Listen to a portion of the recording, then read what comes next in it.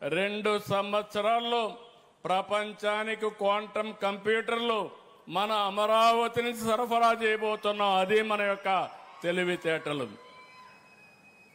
ఇంకొక పక్క నేను గ్రీన్ హైడ్రోజన్ వ్యాలీ అన్నాను. ఈరోజు ప్రధానమంత్రి గారు కూడా ఒక పిలుపిచ్చారు.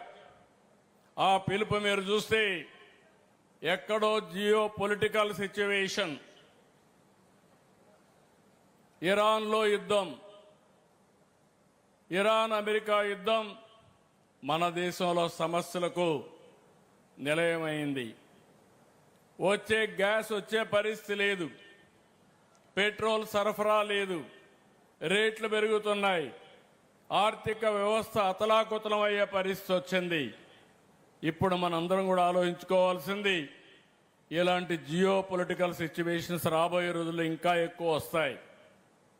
అయితే విదేశాలపైన ఆధారపడకుండా మనం సెల్ఫ్ రిలయన్స్ సాధించాల్సిన అవసరం ఉంది. దీనికోసం ప్రతి ఒక్క ఇల్లు కరెంట్ ఉత్పత్తి చేసుకోవాలి, ప్రతి ఒక్క పొలం కరెంట్ ఉత్పత్తి చేసుకోవాలి. ఒకప్పుడు సోలార్ అంటే ఎవరికి అర్థమయ్యేది కాదు.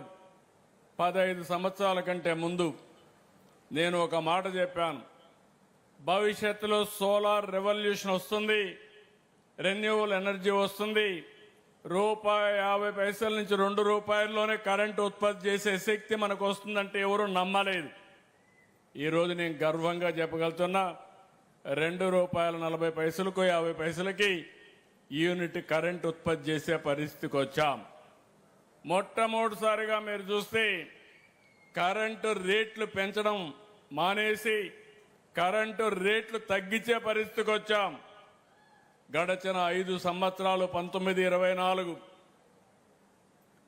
32,000 కోట్ల రూపాయలు పెంచారు. దగ్గర 9 సార్లు పెంచారు. నేను వస్తానని ఒకే మాట చెప్పాను, కరెంటు ఛార్జీలు పెంచనని చెప్పి కరెంటు ఛార్జీలు పెంచకుండా ఉన్న ప్రభుత్వం ఈ యొక్క ఎన్డీఏ ప్రభుత్వం అని చెప్పి కూడా నేను మీకు తెలియజేస్తాను.